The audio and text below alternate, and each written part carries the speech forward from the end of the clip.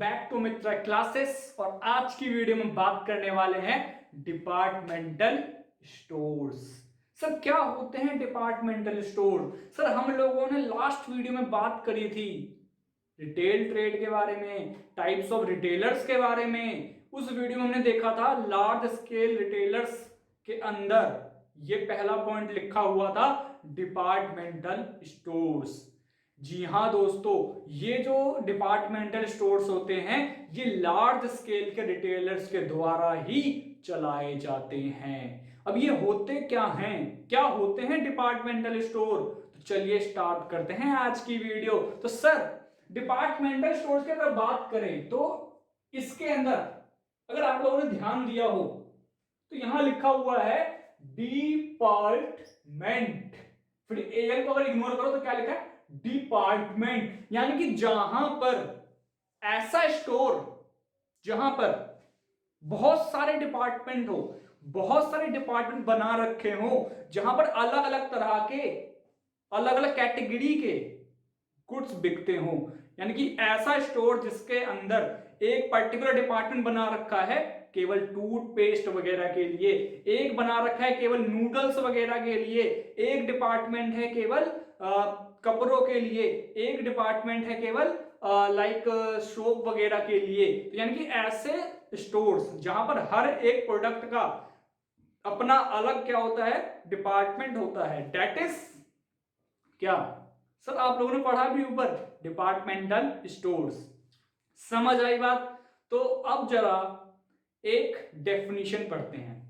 क्या sir? Definition according to James Stephenson, yes सही सुना आपने, according to James Stephenson a big store engaged in the retail trade of wide variety of articles under the same roof।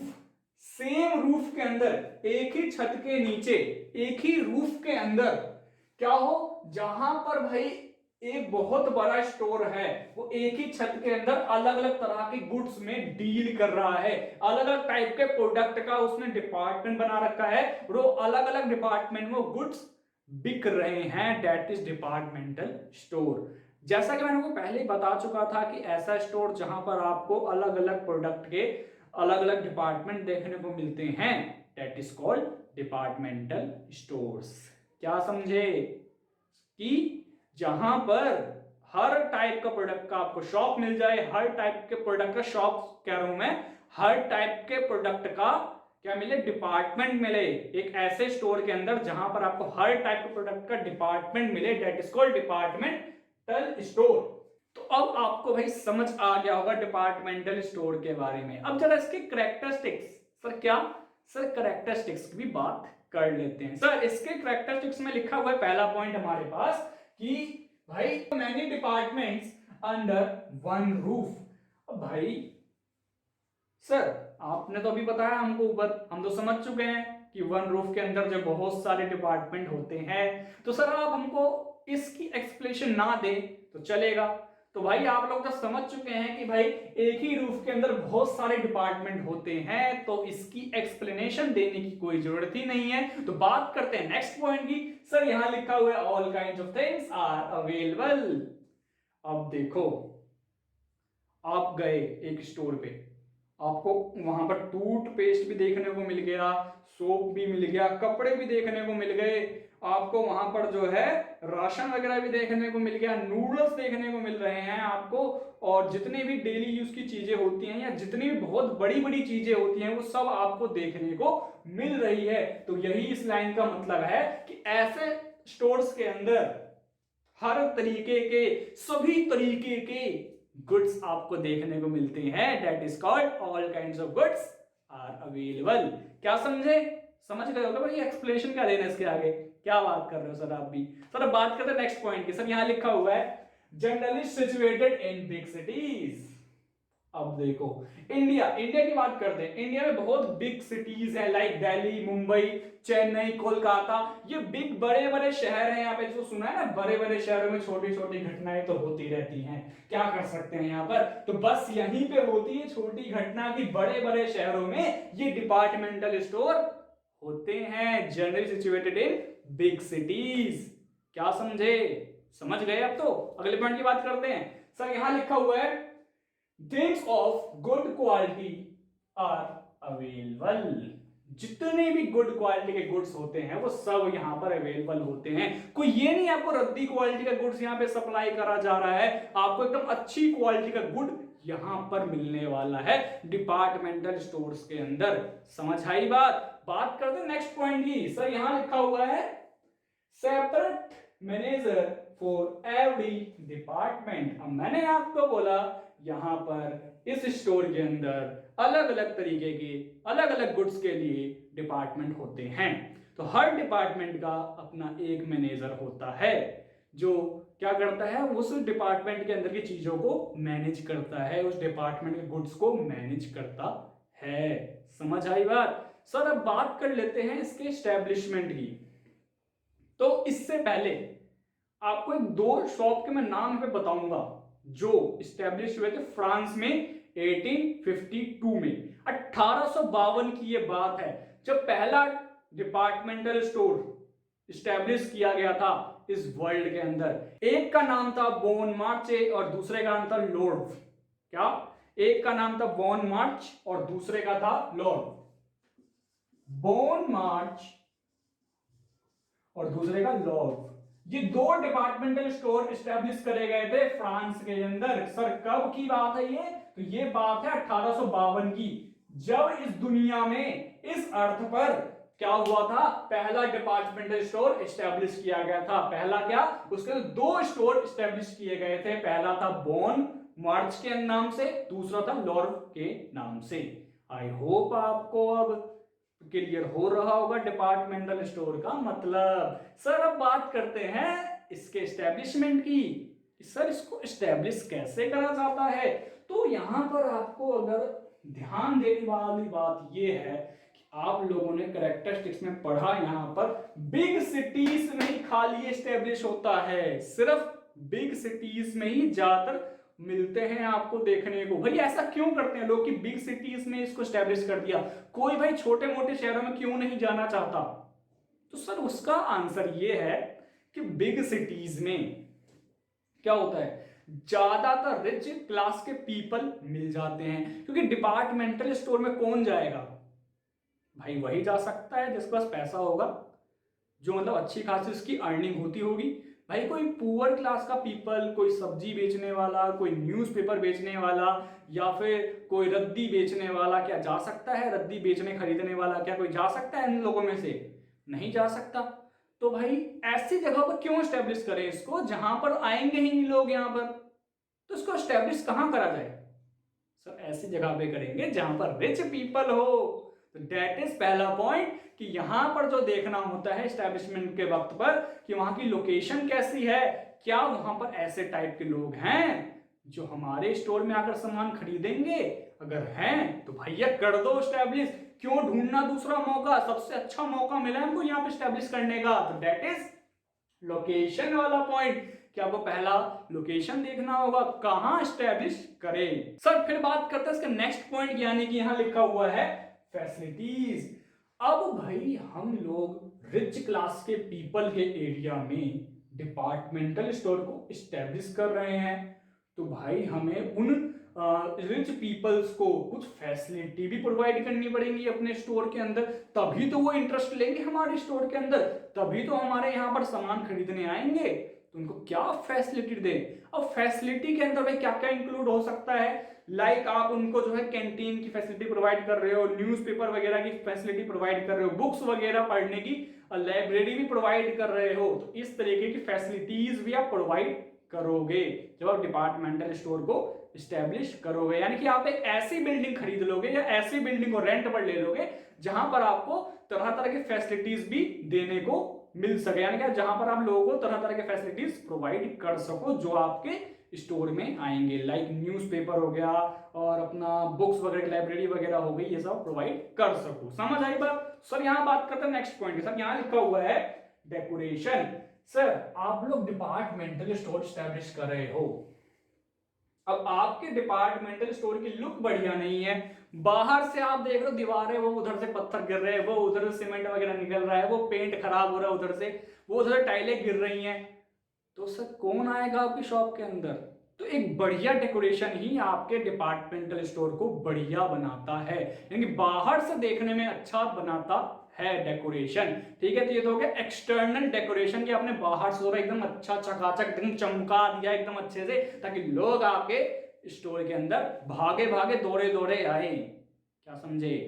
समझ आई बात? Sir बात करते हैं इसके इंटरनल डेकोरेशन की भी। आप लोगों को भाई अपने स्टोर के अंदर जो थिंग्स वगैरह हैं, जो भी गुड्स वगैरह बेच रहे हो आप, उसको एक पर्टिकुलर जगह पे सही से एकदम सजा के रखना पड़ेगा ताकि लोगों की नजर पहले पड़े। वो कहते हैं ना, मार्केटिंग का कॉन्सेप्ट है, जो दिखेगा वही बिकेगा। क्या? जो दिखेगा वही बिकेगा। तो आपको अपने स्टोर के अंदर भी डेकोरेट करके रखना पड़ेगा चीजों को, ताकि उनके ऊपर लोगों की नजर पड़े। अच्छा ये वाला गुड है, ओहो अच्छा ये वाला गुड है, भाई कितना अच्छा गुड लग रहा है हमको देखने में, हाँ भाई मजा आ गया, गुड खरीदते हैं हम। तो कहने का मतलब क्या है, जितना अच्छा डेकोरेशन होगा अंदर से लोगों का इंटरेस्ट उतना ही जगेगा आपके स्टोर के अंदर। तो ये तो था भाई हमारा डेकोरेशन वाला पॉइंट। सर अब बात करते हैं नेक्स्ट पॉइंट की। सर यहाँ लिखा हुआ है परचेज एंड सेल प्रोसीजर।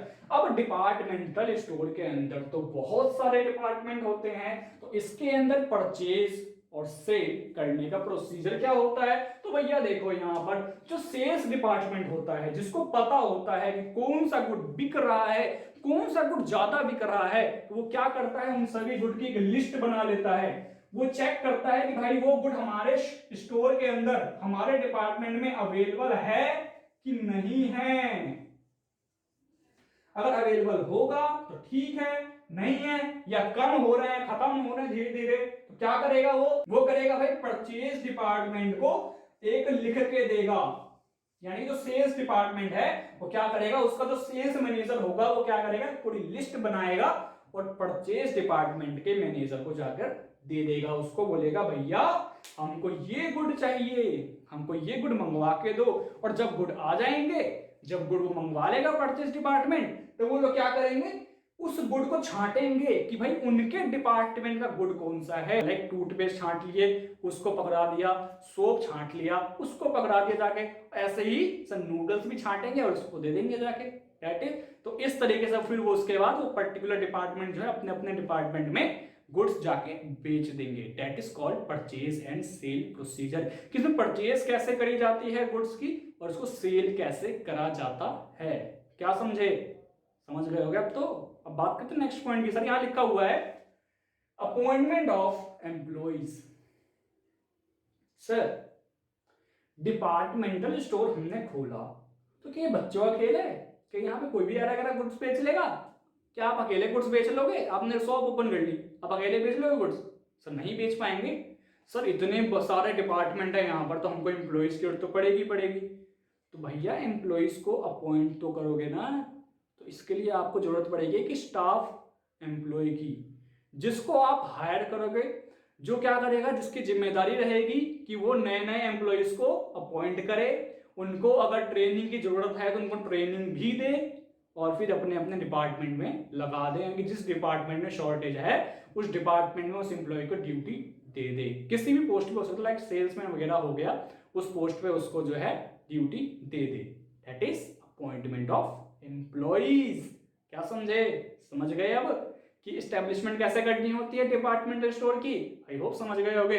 अब बात करते हैं इसके एडवांटेजेस एंड डिसएडवांटेजेस की। तो पहले बात कर लेते हैं एडवांटेजेस की। सर डिपार्टमेंटल स्टोर्स के क्या एडवांटेजेस होती हैं? में पहला पॉइंट आता है हमारे पास economy in large scale business. बिल्कुल।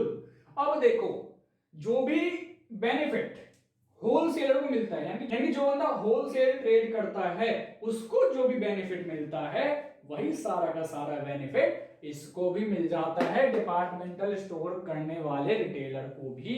यानी डिपार्टमेंटल स्टोर्स को चलाने वाले रिटेलर को भी वही सारे बेनिफिट मिलते हैं जो होलसेलर को मिलते हैं। अब वो बेनिफिट कैसे कि भाई ये लोग क्या करते हैं, लार्ज स्केल में गुड्स मंगवाते हैं, यानी कि इनके पास अलग अलग डिपार्टमेंट होता है, अलग अलग गुड्स का डिपार्टमेंट होता है, तो ये हर डिपार्टमेंट के लिए गुड्स मंगवाते हैं और अपनी शॉप में रखते हैं, उनको बेचते हैं। तो भाई जब एक ही बार में बहुत सारा गुड मंगवा लेंगे तो इनका ट्रांसपोर्टेशन का खर्चा बचेगा सर, बिल्कुल बचेगा, क्योंकि एक ही बार में सबके सब मान लो 10 डिपार्टमेंट है तो 10 के 10 डिपार्टमेंट के लिए क्या कर रहा है, गुड्स मंगवा लेता है और बहुत सारा मंगवा लेता है तो इसको ट्रांसपोर्टेशन का खर्चा बच जाता है। समझ आई बात, कैसे बेनिफिट मिला इसको, ट्रांसपोर्टेशन का खर्चा इसका बच गया। ऐसे ही अब क्योंकि ये लार्ज स्केल में जो है भाई क्या करता है, बिजनेस करता है, तो इसको कुछ ना कुछ डिस्काउंट भी मिल जाता है, थोड़ा ज्यादा डिस्काउंट मिल जाता है, जिससे यानी कि होलसेलर से खरीद के लाता है तो उससे थोड़ा सा इसको डिस्काउंट भी मिल जाता है, क्योंकि क्या करता है अलग अलग तरीके के अलग अलग डिपार्टमेंट के गुड्स ये बेचता है। तो that is economy in large scale business, कि भाई इसको ट्रांसपोर्टेशन का खर्चा बच जाता है जैसे होलसेलर को बचता है, तो इसीलिए ये थोड़ा सा बढ़िया है departmental store. Sir second point की बात करते हैं, सर यहां लिखा हुआ है बेनिफिट ऑफ स्पेशलाइजेशन।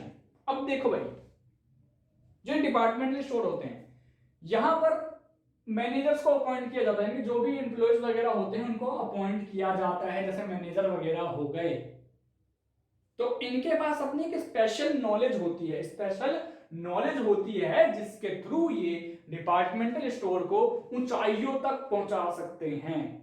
तो भाई उनके पास नॉलेज होती है तो इनको उसी स्पेशलाइजेशन की इनको बेनिफिट मिल जाता है। लाइक एक डिपार्टमेंटल स्टोर है जिसको जरूरत है सेल्स मैनेजर की, तो उसने एडवर्टाइजमेंट दिया और उसमें लिखा कि भैया हमको जो इस डिपार्टमेंटल स्टोर में जो है एक सेल्स मैनेजर की जरूरत है, उसकी ये क्वालिफिकेशन होनी चाहिए, उसको ये एक्सपीरियंस होना चाहिए। मतलब ये लोग क्या करते हैं भाई, एक्सपीरियंस वाले बंदे को ही हायर करते हैं। तो भाई ऐसे में एक बंदा आया, उसको भाई नॉलेज थी, पूरी नॉलेज थी सेल्स मैनेजर की पोस्ट की, तो उसको मतलब लगभग 10 साल की नॉलेज थी, ठीक है। अब वो आया, उसने बोला भैया हमको जो है भाई बहुत नॉलेज है, तो उसकी नॉलेज इनको मिल गई कि भाई इसको तो नॉलेज है, तो ये तो हमारे काम का बंदा है, इसको तो रखो रखो भाई, जल्दी जल्दी रखो भाई, कहीं भागना चाहिए, इसको रखो अपने स्टोर के अंदर, ये हमारे स्टोर को बहुत फायदा करवा सकता है। तो उन्होंने इसको रखा, तो डेट इज कॉल्ड, उसको नॉलेज है सेल्स मैनेजर को कि कैसे डीलिंग करनी होती है, कैसे सेल्स वगैरह की लिस्ट तैयार करके देनी होती है, कैसे परचेज डिपार्टमेंट को ऑर्डर देना होता है गुड्स मंगवाने के लिए, तो उसको नॉलेज है, तो वो फटाफट क्विक तुरंत एक्शन लेगा और तुरंत गुड्स मंगवाएगा, तुरंत गुड्स के ऑर्डर देगा। डेट इज कॉल्ड, उसको नॉलेज है, तो उसका फायदा किसको मिला सर, किसको मिला, आप भी सोचो, डिपार्टमेंटल स्टोर को। क्या समझे, चलो देखते हैं आगे पॉइंट। यहां लिखा हुआ है सेंट्रल लोकेशन। अब ये जो डिपार्टमेंटल स्टोर होता है इसकी एकदम सेंट्रल लोकेशन होती है, लाइक ये एक ऐसी जगह पर होता है जहां पर इसको बहुत सारे जो है डिमांड करने वाले कंज्यूमर्स मिल सके, तो इसकी लोकेशन कैसी होती है सर, सेंट्रल लोकेशन होती है। देन बात करते सर, यहां पे लिखा हुआ है इजी एडवर्टाइजमेंट। अब ये जो डिपार्टमेंटल स्टोर होता है इनको अपना गुड बेचना है, तो भैया इनको एडवर्टाइज करना पड़ेगा कि भैया हम ये वाले गुड्स बेच रहे हैं, आपको ये वाला गुड एकदम सस्ते में मिल जाएगा, इस गुड को आप हमारे यहां से खरीदिए, बहुत ही बेनिफिट वाला गुड है, आप खरीदोगे तो बार बार हमारी शॉप पे ही आओगे, हमारे स्टोर में ही आओगे, तो भैया ये वाले गुड को खरीद लो। तो एडवर्टाइजमेंट के लिए क्या चाहिए सर, पैसा, मनी, मनी, पैसा चाहिए। तो पैसा चाहिए तो इनका खर्चा थोड़ा ज्यादा होगा कि भाई इनका 10-15 डिपार्टमेंट्स हैं, हर डिपार्टमेंट के गुड्स के लिए एडवर्टाइज करेंगे, तो मनी चाहिए। अब मनी चाहिए तो बहुत ज्यादा खर्चीला होगा, लेकिन डिपार्टमेंट का 10-15 हैं तो वो खर्चा जो है हर एक डिपार्टमेंट में बट जाएगा। लाइक 15 डिपार्टमेंट है और खर्चा हो गया 15 लाख का, तो हर डिपार्टमेंट के हिस्से में 1-1 लाख का हिस्सा बट जाएगा। दैट इज कॉल्ड, इसी का बेनिफिट इनको मिल जाता है। अब बात करते हैं नेक्स्ट पॉइंट, सर यहां लिखा हुआ है होम डिलीवरी ऑफ गुड्स। अब गुड्स की होम डिलीवरी भी करी जाती है डिपार्टमेंटल स्टोर्स के द्वारा। ये लोग क्या करते हैं, फ्री ऑफ कॉस्ट, बिना किसी कॉस्ट के क्या करते हैं, गुड्स को डिलीवर करते हैं, आपके घरों तक गुड्स को पहुंचाते हैं। कई बार तो ये होता है भाई आपको इनके स्टोर में जाने की जरूरत भी नहीं पड़ती, आपने फोन उठाया, बोला हेलो, वो बोलेंगे हेलो कौन, हेलो कौन, तो आपने बोला भैया हमको जो है गुड्स चाहिए, आप हमको अपने घर तक, हमारे घर तक गुड्स पहुंचा के जाओ, तो ये लोग आपको गुड्स पहुंचा के जाते हैं बिना किसी चार्ज के। मतलब जो गुड्स की जो प्राइस वगैरह होती है तो आपसे लेंगे, ठीक है, उसके अलावा कोई एक्स्ट्रा चार्ज के बिना ये आपको गुड्स पहुंचा देते हैं। समझ आई बात? तो सर बात करते हैं नेक्स्ट पॉइंट, सर यहाँ लिखा हुआ नो फियर ऑफ चीटिंग। अब ये डिपार्टमेंटल स्टोर है, इसकी अपनी मार्केट में रेपुटेशन है, तो ये कोई भी ऐसा गुड नहीं रखेगा जिससे इसकी रेपुटेशन को दाग लगे, इसकी बेइज्जती हो मार्केट के अंदर। तो ये क्या करेगा, अच्छे अच्छे तरह के गुड्स ही रखेगा, जिससे क्या होगा, मार्केट में इसकी इज्जत बढ़ेगी और लोगों को भी लगेगा भाई ये जो है चीटिंग नहीं कर सकता, अगर चीटिंग करेगा तो कोई इससे गुड खरीदेगा नहीं अगली बार से। सिंपल सी बात है, कोई एक बार चीटिंग कर सकता है, बार बार चीटिंग तो करेगा नहीं। तो लोग भी सोचेंगे भाई इस पे जो है चीटिंग करने का कोई चांस ही नहीं है, क्योंकि अच्छी अच्छी क्वालिटी के गुड्स रखता है, कोई खराब क्वालिटी के गुड्स रख ही नहीं सकता, क्योंकि इसकी रेपुटेशन है मार्केट के अंदर। That is called no fear of cheating in departmental stores. Sir फिर बात कर लेते हैं इसके डिसएडवांटेजेस की। तो सर इसमें पहला पॉइंट आता है हमारे पास ह्यूज कैपिटल। अब जो भी डिपार्टमेंटल स्टोर ओपन करेगा उसको चाहिए पैसा, पैसा और सिर्फ पैसा, क्योंकि डिपार्टमेंटल स्टोर के अंदर आपको पता है भाई बहुत सारे डिपार्टमेंट होते हैं, अलग अलग तरीके में डील करा जाता है, तो उसके लिए पैसा चाहिए। अब पैसा चाहिए तभी आप इसको ओपन कर सकते हो, नहीं है पैसा आपके पास तो भूल जाओ कि आपके दिमाग में कोई आइडिया आया था डिपार्टमेंटल स्टोर का। क्या समझे कि आपको इसमें बहुत सारा पैसा लगाना पड़ता है डिपार्टमेंटल स्टोर चलाने के लिए, इसमें आपको एडवर्टाइजमेंट में खर्चा करना पड़ता है। मैंने आपको भी ऊपर बताया भी था कि आपको खर्चा करना पड़ता है एडवर्टाइजमेंट के लिए भी, तो इसीलिए भाई जिसके पास पैसा होगा वही इस स्टोर को ओपन कर सकता है। नहीं है पैसा तो भूल जाओ कि आपने कोई सपना देखा था ऐसा कुछ डिपार्टमेंटल स्टोर का। ठीक है, समझ आई बात? सर नेक्स्ट पॉइंट की बात करते हैं। सर यहाँ लिखा हुआ है कॉस्टली गुड्स। अब मैंने आपको बताया कि जो डिपार्टमेंटल स्टोर्स होते हैं केवल और केवल ऐसी जगहों पर ही ओपन करे जाते हैं जहां पर इनको रिच क्लास के पीपल मिलते हैं। लाइक बड़ी बड़ी सिटीज में ये ओपन करते हैं, लाइक दिल्ली, मुंबई, कोलकाता, चेन्नई, बहुत बड़ी बड़ी सिटीज जितनी भी हैं वहां पर ये स्टोर्स जो होते हैं ओपन होते हैं। तो भाई जब उन सिटीज में ये अपने स्टोर को ओपन कर रहे हैं तो वहां पर जो है थोड़ी महंगे महंगे गुड्स भी बेचेंगे, क्योंकि इनको पता है कि यहाँ पर केवल रिच क्लास के पीपल हैं, ज्यादातर लोग हमारे पास रिच क्लास के आने वाले हैं, तो ये महंगे महंगे गुड्स बेचने वाले होते हैं, ये महंगे महंगे गुड्स बेचते हैं। That is called costly goods, की केवल और केवल ये रिच क्लास के पीपल के लिए ही गुड्स अवेलेबल करते हैं अपनी स्टोर के अंदर। समझ आई बात? अब बात करते हैं नेक्स्ट पॉइंट की। सर यहां लिखा हुआ है लैक ऑफ पर्सनल अटेंशन। अब क्योंकि डिपार्टमेंटल स्टोर को चलाने वाला ओनर और कस्टमर, उस डिपार्टमेंटल स्टोर में आने वाले कस्टमर, इन दोनों के बीच में कोई डायरेक्ट कांटेक्ट नहीं होता है। कस्टमर को पता ही नहीं होता है इस डिपार्टमेंटल स्टोर का ओनर कौन है, तो इसीलिए जब उनको पता ही नहीं है कि ओनर कौन है तो जो इस पे क्या होता है, खाली एम्प्लॉय ही डील करते हैं कस्टमर से। तो इसलिए जो ओनर्स वगैरह होते हैं डिपार्टमेंटल स्टोर के, उनका कोई पर्सनल अटेंशन नहीं हो पाता कस्टमर्स पर। उनको भी पता नहीं होता कौन कस्टमर आया कौन कस्टमर नहीं आया, वो तो खाली अपने पैसों से मतलब रखते हैं, भाई हमारे इतनी सेल बढ़ी, इतने आज इतने गुड्स बिके, तो वो अपना पर्सनल अटेंशन नहीं दे पाते कस्टमर के ऊपर, उनके एम्प्लॉय ही कस्टमर से डील करते हैं। इसका जो नेक्स्ट पॉइंट है वो आता है लेक ऑफ क्रेडिट फैसिलिटी, वो भी ऊपर वाले पॉइंट की तरह ही थोड़ा सा मिलता जुलता है। अब आप अपने पड़ोस की दुकान पर जाओ, आप उसको बोलो भैया मेरे को ना गुड्स दे दो, मैं आपको पैसे ना कल परसों में लाके दे दूंगा, तो वो तो आपको दे भी देगा उधार पर, यानी कि क्रेडिट पर। लेकिन डिपार्टमेंटल स्टोर के अंदर आपको पता ही नहीं है कौन है ओनर, ठीक है, और क्योंकि आप एम्प्लॉय से डील करते हो तो एम्प्लॉय से आप बोल भी नहीं सकते, क्योंकि आपको पता है आप बोलोगे तो आपकी ही बेइज्जती होगी। क्यों? क्योंकि भाई वो तो एम्प्लॉय है, आपको उसको बोलने से कोई फायदा ही नहीं है, वो उल्टा वो बोलेगा भाई जाओ निकलो, हम नहीं बेचते उधार पे गुड, चलो बाय बाय टाटा। हालांकि अगर आप अपने पड़ोस की दुकान में पड़ जाओ, उसको बोलो भैया मेरे को उधार पे गुड दे दो, कल आपको पैसे लाके दे दूंगा, तो वो दे भी देगा, लेकिन वहां पर नहीं मिलने वाला डिपार्टमेंटल स्टोर के अंदर आपको उधार पे कोई भी गुड्स। तो ये सबसे बड़ी डिसएडवांटेज है इसकी। सर अब यहां बात करते हैं नेक्स्ट पॉइंट। सर यहां लिखा हुआ है सोशल डिस्क्रिमिनेशन। ये वाला पॉइंट आपको समझ आ जाना चाहिए। भेदभाव होता है डिपार्टमेंटल स्टोर्स के अंदर। सर कैसे? तो सर देखो मैंने आपको बताया था अभी कि जो डिपार्टमेंटल स्टोर होते हैं ना सिर्फ बिग सिटीज में होते हैं। तो इसका मतलब है कि वहां पे खाली रिच क्लास के पीपल ही जाते हैं गुड्स खरीदने के लिए, उन्हीं पे जो है ज्यादातर अटेंशन दिया जाता है, रिच क्लास के पीपल पर ही जब वो गुड्स खरीदने जाते हैं। और बाय चांस अगर कोई पर्सन पहुंच गया पुअर क्लास का, मिडिल क्लास का, मतलब नॉट ज्यादा रिच, रिच से थोड़ा सा कम लेवल का, पुअर क्लास का पहुंच गया कोई गुड्स खरीदने के लिए, तो उसको बेइज्जती कर देंगे, उस पर उतना ज्यादा अटेंशन पे नहीं करेंगे, क्योंकि उनको पता है भाई इसके पास पैसे तो है ही नहीं, क्या इसमें हम ज्यादा टाइम वेस्ट करें, हम तो उस पर वेस्ट करेंगे टाइम जो ज्यादा गुड खरीदने वाला है हमारे पास से, इसका पैसे है ही नहीं, क्या खरीदेगा, ज्यादा एक टूथपेस्ट खरीद लेगा, ये क्या करना है इस पर टेंशन देके। तो ये दैट इज सोशल डिस्क्रिमिनेशन, यानी कि एक क्लास के पीपल को तो आप बिल्कुल एकदम पूरा अटेंशन दे रहे हो, भाई सर आप ये गुड खरीदो, ये गुड हमारे पास अच्छा है, लेकिन एक क्लास के लिए आप देख रहे हो अरे छोड़ यार कौन इस पर टेंशन दे, लेना होगा लेगा, नहीं लेना होगा बाय बाय चलो निकलो, ऐसे बोलेंगे। That is called social discrimination.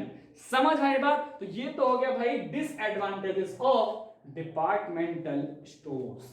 I hope आपको भाई सारा का सारा माजरा, सारा का सारा टॉपिक क्लियर हो गया होगा। भाई यार क्लियर हो चुका था भाई, वीडियो को लाइक करो सर, वीडियो को शेयर भी करना, वो तो सबसे इंपॉर्टेंट है, वीडियो को शेयर भी करना अपने फ्रेंड्स के साथ जिनको भी टॉपिक समझना है। और भाई कमेंट करके बताओ कि आपको वीडियो कैसी लगी, अगर अच्छी लगी है तो वो भी बताओ, अगर कुछ बुरा लगा है इसके अंदर, आपको डिसलाइक करने का मन कर रहा है तो भाई वो भी बताओ आप डिसलाइक क्यों कर रहे हो, आपको क्या खराब लगा इस वीडियो के अंदर, ताकि हम अगली बार से अपने अंदर कुछ इंप्रूवमेंट कर सके। और सबसे इंपॉर्टेंट बात भाई, अगर अब तक आप लोगों ने चैनल सब्सक्राइब नहीं किया है तो कर दो भाई, ये चैनल आप लोगों के लिए ही बनाया गया है ताकि आप लोगों तक फ्री एजुकेशन पहुंचाई जा सके। और भाई सब्सक्राइब करने के बाद बेल आइकन को भी प्रेस कर देना ताकि आपको फ्यूचर में आने वाले सभी वीडियोस की नोटिफिकेशन मिल सके। तो इसी होप के साथ कि भाई आप लोग चैनल को सब्सक्राइब कर देंगे तो हम लोग आज की वीडियो को एंड करते हैं। मिलते हैं आपसे नेक्स्ट वीडियो में, तब तक देखते रहें अमित राय क्लासेस। धन्यवाद।